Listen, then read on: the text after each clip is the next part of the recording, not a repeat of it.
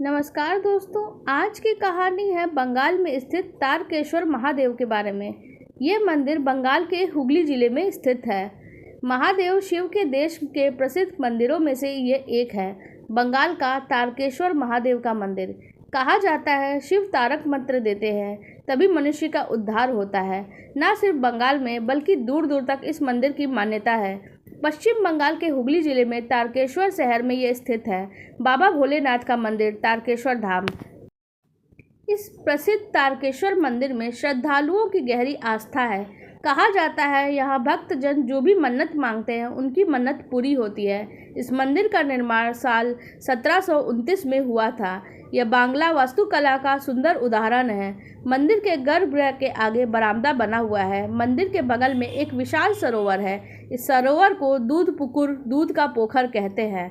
पूजा के लिए आने वाले श्रद्धालुओं में काफ़ी लोग पहले मंदिर में स्नान करते हैं, फिर पूजा करते हैं। इस मंदिर का पौराणिक महत्व है। इस मंदिर को एक शक्तिपीठ के रूप में पूजा जाता है।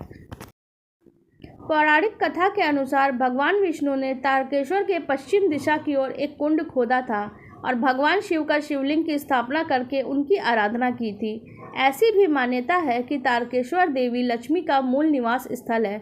देवी लक्ष्मी यहाँ देवी सरस्वती के साथ वैष्णवी रूप में निवास करती है। महादेव तारकेश्वर का मंत्र ओम स्त्रो तारकेश्वर रुद्राय मम दारिद्र्य नाशाय नाशाय फटः।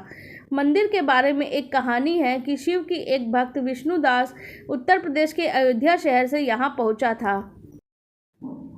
हालांकि हुगली के स्थानीय लोगों ने किसी मुद्दे पे इस सीधे सच्चे इंसान के पूरे परिवार पर शक किया।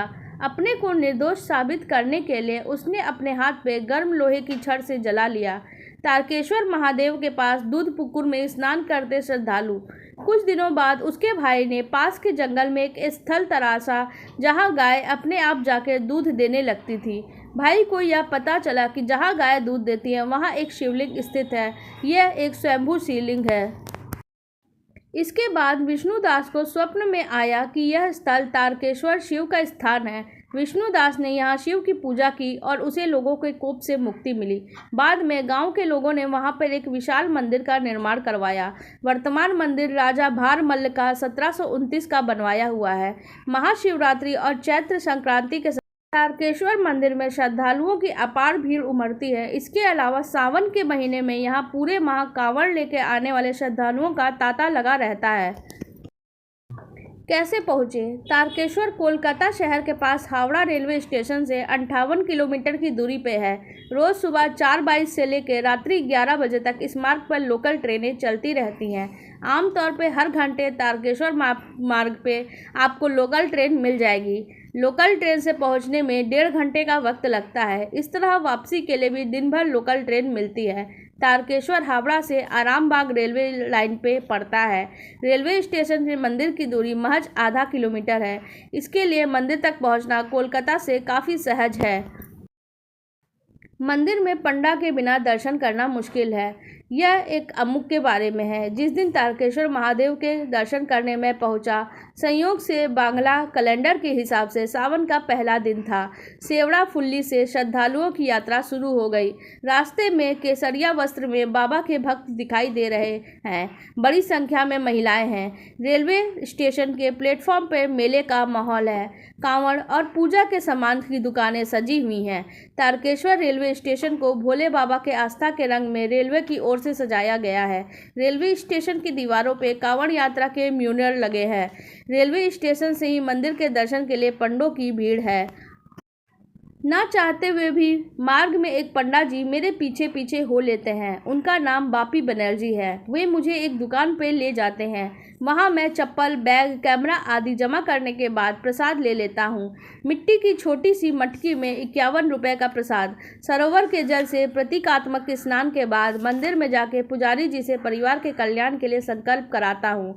मंदिर के रास्ते में सजी प्रसाद की दुकानें, इसके बाद लग जाता हूँ दर्शन की लाइन में, जहाँ भीड़ नहीं है, इसलिए भोले बाबा के दर्शन आसानी से हो जाते हैं। मंदिर में स्वयंसेवकों की टीम लोगों की सहायता के लिए मुस्तैद है। मंदिर के आसपास छोटा सा बाजार है। यहाँ पूजन सामग्री की दुकानें, प्रसाद की दुकानें, शाकाहारी भोजनालय और रहने के लिए आवासीय धर्मशालाएं भी हैं। चलने लगता हूँ तो पंडा बापी बनर्जी से एक बार फिर से मुलाकात हो जाती है। वह किसी दूसरे श्रद्धालु की तलाश में हैं। वे मुझे चलते हुए विजिटिंग कार्ड भी सौंपते हैं। फोटोग्राफी प्रिंटिंग से छपे उस कार्ड पर तारकेश्वर महादेव का फोटो अंकित है। पक्षी उड़ाने की भी मनौती मांगते हैं यहाँ लोग। तारकेश्वर मंदिर में अलग अलग तरह के संस्कार करने के लिए दरें मंदिर के बोर्ड पर अंकित की गई हैं। लाउड स्पीकर से श्रद्धालुओं के लिए घोषणा भी की जा रही है। मंदिर के बोर्ड पे मुझे दिखाई देता है कबूतर उड़ाने की रस्म के बारे में। पंडित जी बताते हैं कई लोग किसी तरह की मनौती पूरी हो जाने के बाद मंदिर में आके पक्षी उड़ाने की मनौती मानते हैं। इसके अलावा कई तरह की रोचक मनौतियाँ मानी जाती हैं। इसमें से एक ढोलक बजवाने की भी मनौती है। यह किसी तरह से मन में मानी हुई बात पूरी होने पर संपन्न कराया जाता है। यह है देश के आस्था का अनूठा रंग। मंदिर परिसर में बोर्ड काफ़ी हिंदी में लगे हुए दिखाई देते हैं क्योंकि यहाँ हिंदी प्रदेशों से काफ़ी ज़्यादा श्रद्धालु आते हैं। आपको हमारी ये कथा और ये जानकारी कैसी लगी आप कमेंट सेक्शन में ज़रूर बताइएगा। धन्यवाद।